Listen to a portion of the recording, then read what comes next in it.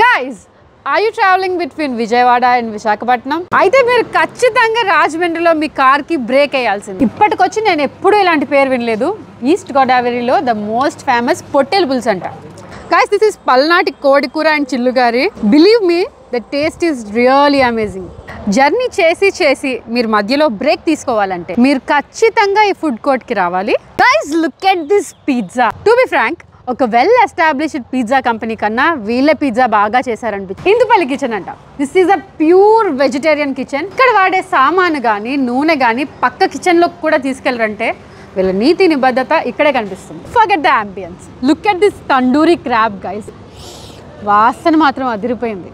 ఈ restaurant owner కూడా నాకులాగే ఆంధ్ర అంటే పిచ్చి, అందుకనే అరకు కాఫీ అదరగొట్టేశారు. మీరు అవసరమైతే మీ కార్లో కూడా సర్వీస్ అడగొచ్చు. వీళ్ళు సర్వీస్ చేయడానికి రెడీగా ఉన్నారు. వైజాగ్కి విజయవాడకి మధ్యలో 4th బ్రిడ్జ్ కొంతమూరు.